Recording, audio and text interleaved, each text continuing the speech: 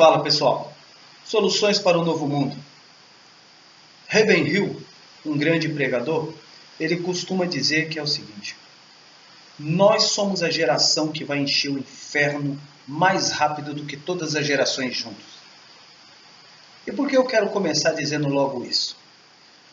Nós, com os nossos atos, as nossas vivências, somos testemunho para tudo.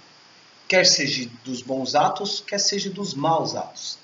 Para você que vive uma vida, professa uma fé, você é a única Bíblia que o mundo se interessa em ler.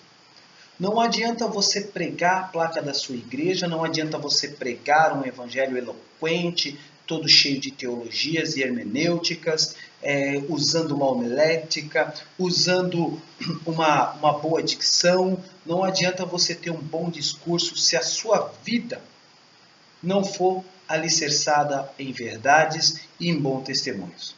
E por que eu estou contando isso? Porque eu passei por uma situação esta semana e eu preciso compartilhar, porque talvez seja esse o meu chamado. Viver as coisas e trazer à alusão situações que muitas pessoas tendem a tampar o sol com a peneira. E eu não posso fazer isso. Que pena que para divulgar esses vídeos que eu estou fazendo, eu não posso dar nomes, divulgar nomes de placas de igreja e nomes de pessoas ou lugares, porque isso poderia me trazer um problemão. Mas quem tem entendimento, entenda. Eu fui comprar ovo esses dias, fui comprar uma cartela de ovo, e aí eu entrei nesse lugar, tinha um pessoalzinho lá dentro, e eu reparei que o pessoal, os donos, estavam atendendo 3 rapazes. No caso, um e os outros 2 estavam com ele. E os rapazes eram de uma igreja, só Deus sabe como eu gostaria de falar o nome da igreja deles, né? Mas enfim, eles estavam lá conversando, falando alto, dando risadas. E aí o que acontece? Enquanto eles estavam ali, eu estava esperando para ser atendido, junto com outro rapaz que também estava aguardando, entrou uma moça, deveria ter uns 14, 15 anos, da igreja da frente. Na frente tem uma igreja. E a menina estava com esse santuáriozinho, que é uma casinha de vidro, com um santinho dentro, bonitinho. Ela entrou com aquilo na mão, uma apostila, e pediu algumas coisas para a senhora lá atendendo. A senhora estava atendendo ela, tudo bonitinho, e aí eu percebi que os crentes começaram a olhar e fazer comentário delas, os supostos irmãos. E aí, de repente, um deles começou a falar alto sobre a Bíblia, sobre coisa, e ele falou: mas não adianta você ler a Bíblia e não entender o que fala. O próprio Êxodo, Deus vai falar nos 10 mandamentos, que abomina a adoração de imagens, e que não sei o que, começou a falar isso. A moça olhou constrangida para a atendente e sorriu, percebendo a provocação dos crentes. Eu já ia meio que interferir ali, porque eu não gosto dessas coisas, né? Desse tipo de provocação. Não pelo fato de provocar, porque eu também sou provocativo, mas a menina não estava fazendo nada, ela estava até de costa.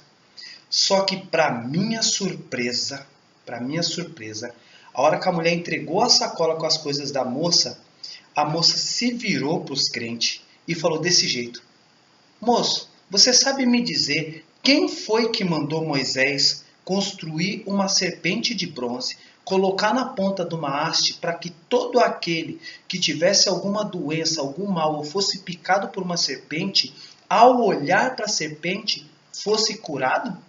Você sabe me dizer quem foi que mandou fazer? Ela deu um sorrisinho ingênuo, assim meio cínico, virou as costas antes do cara falar alguma coisa e saiu. Naquela hora, eu me arrepiei todo e fiquei meio eufórico, porque sabe o que eu vi ela fazer?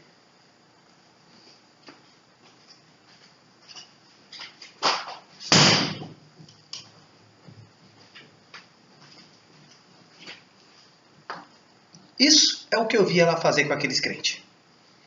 O Paulo Júnior, um pastor aí secular aí do momento, ele diz uma frase seguinte: nós somos a pior geração de crente de todas as outras gerações. E é verdade.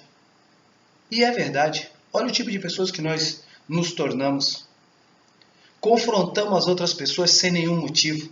Começamos a achar que a nossa religião, a nossa fé, o nosso evangelho é melhor do que os dos outros e não são. Começamos a achar que quem não professa a mesma fé, com a mesma igreja, com a mesma religião que nós, não serve. E eu vi o despreparo desse crente recebendo uma bordoada daquela. E isso acontece quando um crente despreparado encontra uma vida preparada. Entende? Eu vejo as pessoas lutando, que agora virou, tudo é escândalo, tudo é não sei o quê. Eu vejo igrejas fazendo campanha porque o mundo está se perdendo, não sei o quê. Você nunca leu a Bíblia? Você nunca leu as escrituras que você professa? Você nunca ouviu Jesus dizendo que todas essas coisas iriam acontecer e é lícito que isso aconteça para que o filho da perdição se manifeste? Você nunca leu isso? Ou você leu e está dando uma de retardado? Sabe?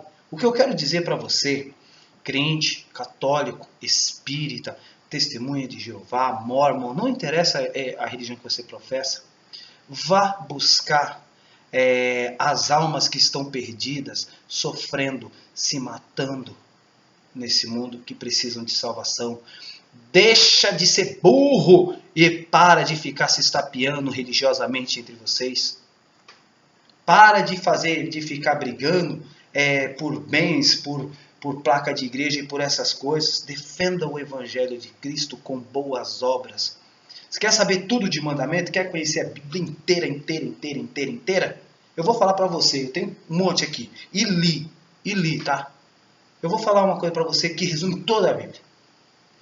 Ame ao seu próximo como a ti mesmo. Esse é o mandamento.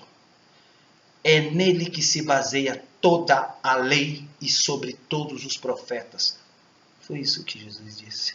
Porque aquele que diz que ama a Deus e não ama o seu próximo, mentiroso é, e a verdade não está nele. E por que eu disse isso? Porque quando você fica pregando que ama o irmão, que ama não sei o quê, e fica cutucando, fica brigando, fica apontando as pessoas de outra religião, de outra fé, de outra crença religiosa que não seja a sua, você não está amando ninguém. Você não passa de um mentiroso que se esconde atrás de uma religião para mostrar que você parece ser algo que você não é. Mas nós estamos em novos tempos, onde você não engana mais ninguém. Tá? E por que eu disse isso? Porque eu sou melhor, porque eu sou mais bonitinho, porque não sou isso. É porque na vida, na minha vida religiosa, espiritual, né, a mensagem de cruz para mim significa a ação, reação e consequência. Eu pego o que as religiões ensinam, vejo o que realmente tem a ver com o amor, realmente tem a ver com salvação e trago para a minha vida. Sabe? Uso isso na minha vida.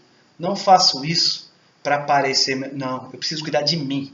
Porque na hora que eu descer a sepultura, seja lá o que tiver do lado de lá, é eu que vou dar conta. Não é você, não é a sua igreja, não é a sua religião, não é nada disso. Então ame. Ame o próximo incondicionalmente.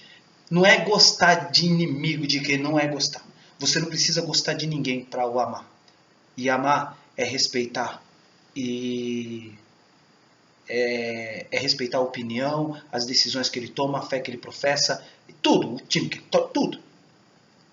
Faça isso, você vai ser mais bem sucedido, mais feliz, mais saudável e tenho certeza que você vai professar uma fé muito mais limpa, muito mais interessante, com muito mais interesse das outras pessoas do que essa disputa ridícula religiosa em que as pessoas fazem nos momentos atuais.